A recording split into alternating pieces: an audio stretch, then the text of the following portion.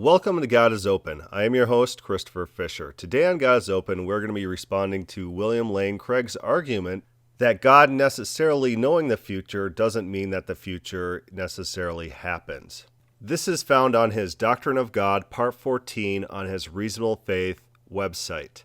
And what he does here is he takes his opponent's argument and he builds a logical flow. He maps it out. And what he's doing there is he often likes to confuse his enemies and try to show he's smarter than his enemies by creating these logical chains and saying, oh, this is your argument, this is your argument, this is your argument, and this is why your argument's wrong. But in doing so, he's creating a straw man because he's the one building the argument. And so if he misrepresents the argument, his opponent might not catch it because his opponent might not be that used to this flow of logic, these logical chains, what implies what, and they might not be able to see where he's misrepresenting their view. And so he sets up a straw man to take it down. And let's watch this and see if we could see the straw man. Here is William Lane Craig representing his critics. 1. Necessarily, if God foreknows X, then X will happen, where X is any sort of event that you can imagine in the future. 2. God foreknows X. God foreknows everything that is going to happen, so he foreknows X will happen. 3. Therefore, necessarily X will happen. Did you see what he did there? Did he represent the argument correctly? Let's see him take this argument down. He writes this: in fact, this argument, as it stands, is fallacious. It commits a fallacy in modal logic. Modal logic is the logic of necessity and possibility. You see that is what is operative in this argument. He goes on to write this: from the two premises, 1 and 2, it doesn't follow that 3 is true. That is just fallacious. What does follow from the premise 1 and 2?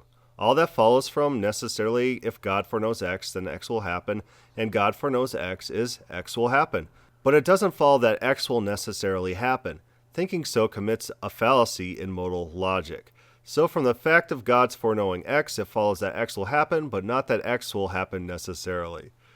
Do you hear that? The smugness. He's like, this is just fallacious. This argument that I set up myself, that I'm representing my opponents as making, that's so fallacious. They don't know what they're talking about. Look at the chain. It commits a fallacy in modal logic. But that's not the argument, William Lane Craig. You misrepresent. The idea of omniscience is that God has ungenerated knowledge of all things in the future. This knowledge is eternal. It's eternal in God. It's been in existence forever. And the world has to mirror this no matter what. It doesn't matter how it gets to that point. But what we do know from God's knowledge of the future is that the future is a necessary event. There's no other possibility that the future could hold.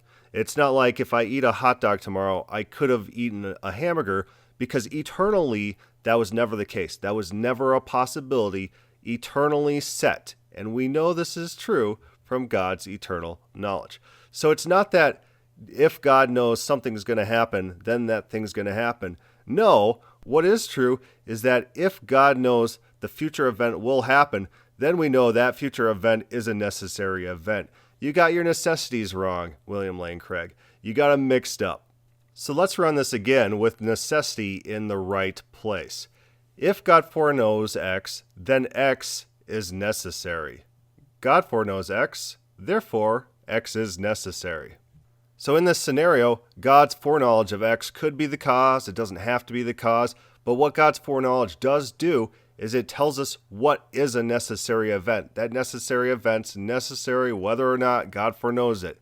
But the fact that God does foreknow it means it is necessary. It means nothing else could ever have possibly happened.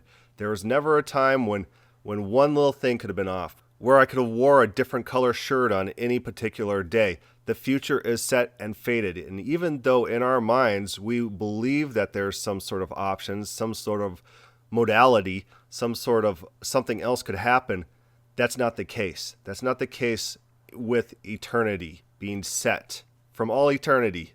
If the future is foreknown, that means nothing else could possibly happen. That means that thing is a necessary event. It doesn't have to be the foreknowledge causing that event to be necessary, but we do know from the foreknowledge that that is a necessary event. You got your necessities wrong. Fix your argument, William Lane Craig. Fix your argument. Don't build straw men. Thank you for listening.